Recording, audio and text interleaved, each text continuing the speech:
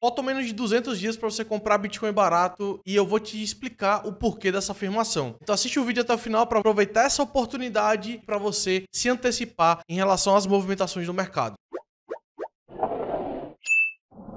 Olá, meu nome é Matheus Braga do canal Rico com Cripto e eu tô aqui mais uma vez te ensinando a investir em criptomoedas. Então se você já é inscrito no canal, deixa o like, já sabe que o vídeo é de qualidade. Agora, se você ainda não é inscrito, então assiste até o final e depois você deixa o like e se gostar, se inscreve também, tá bom? Vamos lá pro vídeo, eu vou falar exatamente sobre esses 200 dias que faltam para você comprar Bitcoin barato antes de iniciarmos um forte movimento. Sim, faltam menos de 200 dias para um evento que nós chamamos de halving, tá? Isso, na verdade, faltam 195 dias na data dessa gravação. Na verdade, eu vou te explicar de forma bem simples. Se você não sabe o que é halving, é um evento que acontece na rede do Bitcoin que diminui a emissão de novos Bitcoins dentro do mercado, tornando mais escasso e mais raro, vamos colocar assim, o Bitcoin. Só para você ter uma ideia, atualmente, por bloco minerado, são minerados 6,25 Bitcoins. Em 2024, isso vai diminuir pela metade para 3,125. E você que já sabe o que é halving, fica comigo que eu vou te dar algumas informações extremamente relevantes sobre o evento e você que está iniciando, para você já se preparar para esse forte movimento que vai acontecer nos mercados muito em breve. O primeiro passo para a gente entender é sobre o desempenho do Bitcoin nos anos do halving, tá? Então aqui, tô no site Bitcoin Monthly Return, eu vou deixar os links na descrição e aqui nós temos todos os anos do Bitcoin, os meses respectivos, as médias de desempenho e tudo mais. Então no último halving foi em 2020, né? No meio do ano, a gente viu ali ó, que 2020, né? De abril para maio, nós já vimos fortemente o movimento de alta por conta justamente de um mês extremamente positivo por conta do halving do Bitcoin. Aconteceu que depois nós tivemos, né, junho, julho, agosto, setembro, outubro, novembro e dezembro, sendo que meses com fortes altas. Importante lembrar que abril foi o mês precedente do halving. Olha só, um resultado de 34% positivo. Agora vamos voltar um pouco mais para antes de 2020. Vamos para o último halving 2016. Mesma coisa 2016, que foi o ciclo passado. Então nós começamos o ano até um pouco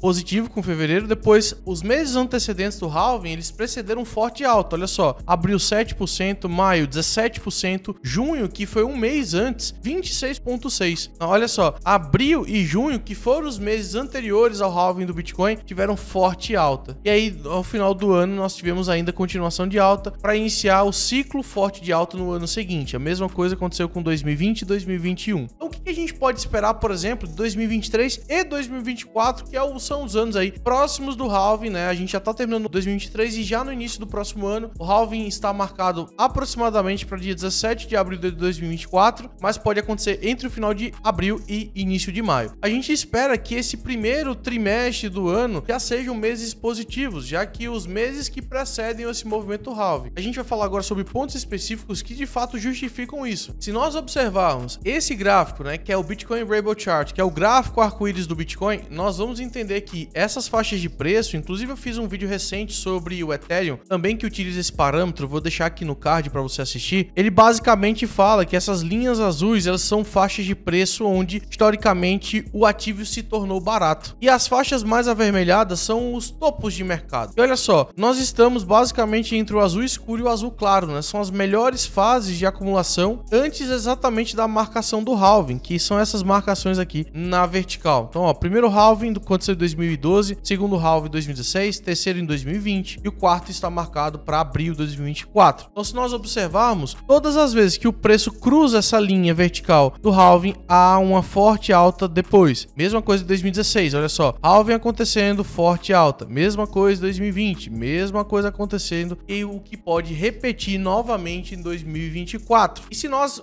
olharmos de forma mais aprofundada sobre dias que faltam para o halving, nós temos um modelo extremamente clássico, que é o Bitcoin Stock to Flow, né? O Stock to Flow Model, que é o modelo de fluxo e demanda, tá? Então, o que a gente vai observar? Nós temos uma linha vermelha, né? Que ela é o preço médio aí do Bitcoin e nós temos o preço colorido, né? Que nós temos aí o preço de fato que aconteceu, mas também as cores representam os dias até o próximo halving. Então, olha só, quanto mais vermelho, faltam mais dias. Quanto mais azul, roxo, faltam menos dias. E nós vamos ver que exatamente exatamente nas fases mais roxas, quase lilás aqui, que é a transição já para um laranja, nós já estamos próximos do halving e acontece o início da forte alta. Então, olha só, mesma coisa que acontecendo em 2016, mesma coisa acontecendo em 2020. E a gente falta basicamente aí 200 dias. Então, desses próximos mais ou menos 100 dias, o preço ele já começa a buscar algumas referências e quanto mais se aproxima do halving, mais a gente tem uma pressão, né, de compra interessante, até porque o halving muda a inflação da rede do Bitcoin. Por exemplo, aqui nós temos os Bitcoins criados ao longo do tempo. Então, a primeira emissão foi em janeiro de 2009 com o bloco Gênesis e a gente tem aproximadamente até 2140, onde a gente vai emitir os 21 milhões de unidades. Lembrando que nós não conseguimos mais criar essa base monetária. E se nós olharmos também em relação à inflação do Bitcoin, note que a cada 4 anos nós temos saltos negativos, ou seja, essa inflação ela diminui cada vez mais em relação à base monetária. Ou seja, no início você tem muitos Bitcoins sendo gerados, mas a gente tem agora, a partir de agora, um movimento cada vez mais a escassez vai se tornar ainda maior. Só para lembrar, de 6.25 nós vamos para 3.125 Bitcoins, ou seja, é muito pouco Bitcoin para um bloco minerado. Isso gera uma pressão muito grande, escassez e logicamente reflete no preço. Associado a isso, nós temos uma forte narrativa para o Bitcoin e que poderá inclusive se refletir em maior demanda pelo ativo, que é exatamente os ETFs spot à vista, que estão sendo colocados, por exemplo, a BlackRock, a Fidelity, que são os maiores fundos de investimento do mundo, estão querendo oferecer para os seus clientes Bitcoin. Olha só, o CEO da Ledger, por exemplo, comentou que os registros de Bitcoin mudaram totalmente a narrativa da noite para o dia. Isso acabou demonstrando a euforia do mercado e esperando esses anúncios de confirmação. Quais são esses pontos, por exemplo, positivos que mudam para o Bitcoin? O primeiro fator extremamente interessante é sobre se nós temos um halving que diminui essa oferta, se torna mais escasso e você tem mais pessoas querendo comprar, até mais do que antes por conta desses ETFs de Bitcoin lançados na bolsa americana, nós temos uma pressão compradora absurda. Isso demonstraria uma facilidade de adquirir Bitcoin pelos investidores que já estão na bolsa ou diretamente no mercado de cripto e facilitaria ainda mais uma subida de preço do Bitcoin, demonstrando um possível início de rally de alta. Por exemplo, o João Paulo Mel, que é um dos cofundadores da Kier Capital, que ela tem um fundo de Bitcoin aqui no Brasil, falou que o Bitcoin tem um cenário perfeito para 2024, justamente porque esse cenário de halving, mais ETFs aprovados e também sobre a macroeconomia que eu vou falar agora. Aí você deve estar se perguntando, Matheus, como é que a macroeconomia vai ajudar nesse movimento de mercado do Bitcoin, do mercado de criptomoedas como um todo, se nós estamos tendo o maior evento de falta de liquidez do mercado dos últimos anos, o maior aperto monetário que o Fed, que o Banco Central americano e que também os outros bancos centrais começaram a fazer nos mercados, aumentando os juros, tirando o dinheiro de circulação. Isso vai impedir, será, o Bitcoin de subir? Vamos entender aqui agora. Olha só, esse aqui é um gráfico, por exemplo, olha só, de preto você vê o preço do Bitcoin e de azul você vê a oferta monetária nos mercados. Então o que a gente tem que observar? Nesse sentido, mesmo que nós estamos tirando o dinheiro de circulação, para evitar recessões, o Banco Central vai ter que novamente diminuir esses juros para que mais negócios não quebrem, favorecendo uma retomada. Veja que existe uma similaridade entre criação de papel moeda e subida do Bitcoin, já que o Bitcoin funciona de fato como um ativo que absorve essa grande oferta de dinheiro no mercado e nos protege da inflação. Nós já possuímos aqui, inclusive, alguns setores que já estão recuando. Por exemplo, dólar cai e Bovespa sobe em meio à forte queda do petróleo e ao alívio nos treasuries. Para quem não sabe, os treasuries são os tesouros americanos. Esses investidores estão buscando segurança. Então, investir no tesouro americano quer dizer que você está ganhando em dólar uma renda com juros altos. Só que os juros devem começar a baixar no próximo ano, visto que o Fed já anunciou nessa última reunião que não iria aumentar os juros, né? Já estamos nos juros no patamar de mais de 20 anos e a gente tem na próxima reunião em novembro, por exemplo, e dezembro, a possível manutenção desses juros, indicando que no início do ano que vem, entre janeiro, olha só, ou março, a gente já começa a indicar uma possível redução desses juros, mesmo que ainda hoje existe uma incerteza sobre a economia americana. Nós sabemos que se os juros americanos continuarem muito altos, os investidores deixarão de aportar em empresas, negócios e também na economia, sendo o Bitcoin prejudicado. Porém, com essa diminuição dos juros pelo Fed para ajudar os negócios, o Bitcoin tenderá a ter um ano perfeito, como disse aí o cofundador da Kier Capital. Escassez alta, demanda alta, escassez do ativo e também juros baixos ajudando aí aos investidores a aportarem em renda variável. Agora, para entender de fato qual seria esse